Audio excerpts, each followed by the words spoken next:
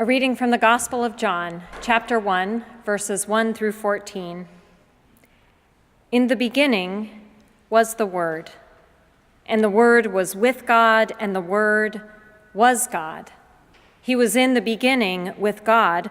All things came into being through him, and without him not one thing came into being.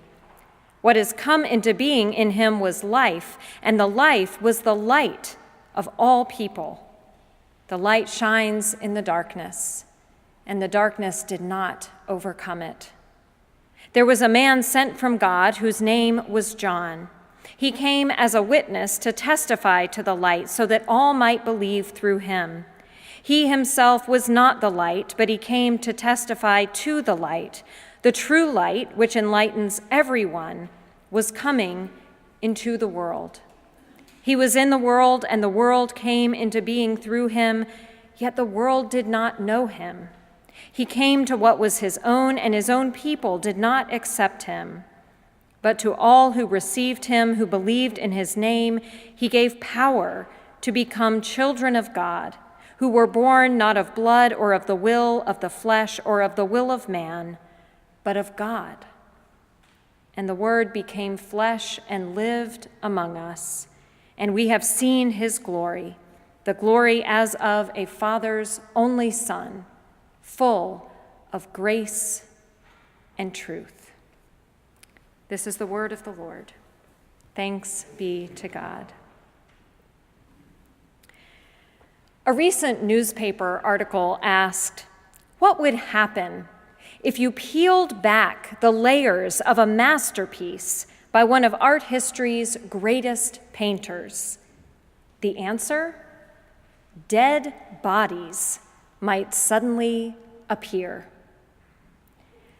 Apparently, new technologies now enable art historians to look beneath the surface of centuries-old paintings to see what the artist, or maybe someone else who sought to improve on the original, to see what they thought needed to be changed. A project known as Inside Bruegel has applied this technology to the artwork of 16th century Flemish artist Peter Bruegel. In several of his paintings, in the layers just underneath the surface, they discovered graphic depictions of dead bodies, often right alongside the detailed living people Bruegel so memorably captures. Historians believe that it wasn't Bruegel himself who painted over these corpses, but others who later decided that such graphic depictions of the dead had no place alongside the living. This discovery suggests to me that Peter Bruegel and the writer of the Gospel of Luke would have gotten along well. Neither of them is willing to sugarcoat the realities, the often unpleasant, difficult realities that are part and parcel of what it means to be human, including death. Many of our beloved details of the Christmas story come from Luke's gospel. It is Luke who has the newly pregnant Mary sing a subversive song about how God will fill up the hungry and send the rich away empty.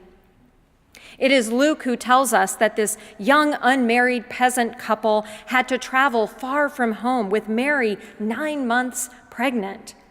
It is Luke who offers us the only details we have of the birth itself, the stable and the manger. It is Luke who says the first people to hear the news of God incarnate come to earth were not kings or rulers, but lowly shepherds. Like Luke's gospel, Bruegel's paintings are filled with details of ordinary people and events. In his painting, The Census at Bethlehem, he depicts the scene that Samuel read earlier from Luke, when people near and far came to Bethlehem to be registered. Bruegel reimagines this story as a contemporary event taking place in a wintry Flemish village. One group of people gathers at the entrance to a building on a side of the painting, while elsewhere in the painting, a pig is slaughtered, children play in the snow, a leper is begging, and others are going about their business. You could so easily miss the young, pregnant woman on a donkey being led by a man whose face is hidden, but whose body looks weary and worried as he leads the donkey and his wife toward the crowd. If you didn't know to look for them, you wouldn't even notice they were there. The writer of Luke would surely have approved. Of the four Gospels, Luke's is written for the most ordinary of us, including, maybe even especially, to all those who have been pushed aside and marginalized, the young, the poor, the refugee, the laborer. Luke wants to make sure we know that this baby, Emmanuel, God with us, came not for some, but for all. Luke wants us to know there are no extras in this story. Everyone belongs. Like Bruegel's paintings, Luke's story is full of details that draw us in and pull us closer. The sights and sounds and smells of animals and angels and a woman giving birth. The bands of cloth used to wrap up this newborn baby. The weight of that baby in his mother's arms. Luke wants us to get up close and personal with the infant Jesus.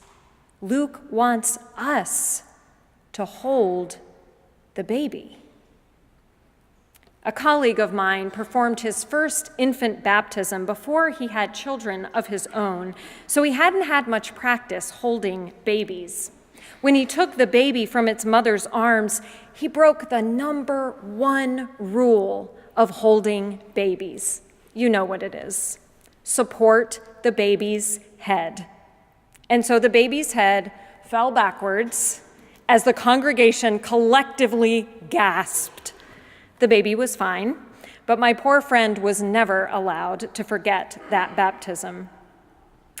Even if you remember to support the head, holding a baby changes you somehow. It's humbling, for one thing, to realize that this is how we all started, totally helpless, utterly dependent, impossibly fragile. If the baby you're holding is yours, it is nothing short of terrifying. For holding that baby drives home the inescapable reality that you are now responsible for this tiny being's life. Holding the baby Jesus asks something of us that all the other demands of this season do not. It's easy enough to enjoy all the trappings of Christmas, the food, the presents, the parties, the decorations, the music. But the truth is, we can enjoy all of that without getting too close.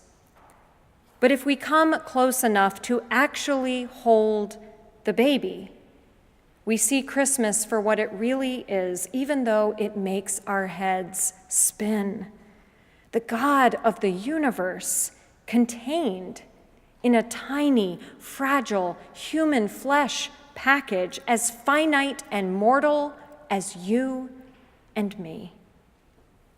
Holding the baby requires us to show up, not with arms full of everything we've gathered and made and bought for others, but empty-handed, ready and willing to receive what God has gathered and made and bought for us. Holding the baby means we come with humility and vulnerability, admitting that we don't have it all figured out, that there are situations and there is suffering we cannot think or buy or talk our way out of. Holding the baby asks us to admit our need for God, no matter how many layers we have buried it under. Holding the baby also invites us to look beneath the surface of Christmas and find God even there on the darker side of this holiday, right alongside the loneliness, the family conflict, the financial anxiety, the grief, the fear that after tomorrow our problems and the world's problems will still be with us. Luke invites us to hold the baby and remember that if we come close enough, we can find God everywhere, with every person, in every situation. The birth of this baby, God in flesh so human that it too can and will die, means that God is found not just where there is beauty and hope and new life, but even and especially where there is suffering and injustice and despair and death. Frederick Buechner once wrote, "We have tried to make Christmas habitable. We have roofed it in and furnished it. We have reduced it to an occasion we feel at home with, at best, a touching and beautiful occasion, at worst, a trite and cloying one. But if the Christmas event in itself is indeed all it's cracked up to be, then even at best our efforts are misleading. The Word become flesh. Ultimate mystery born with a skull you could crush one-handed. Incarnation. It is not tame. It is not touching. It is not beautiful. It is uninhabitable terror. It is unthinkable darkness riven with unbearable light. Agonized laboring led to it, vast upheavals of intergalactic space, time split apart, a wrenching and tearing of the very sinews of reality itself. You can only cover your eyes and shudder before it, before this. God of God, light of light, very God of very God, who for us and for our salvation, as the Nicene Creed puts it, came down from heaven. Came down. Buechner concludes, only then do we dare uncover our eyes and see what we can see. It is the resurrection and the life she holds in her arms.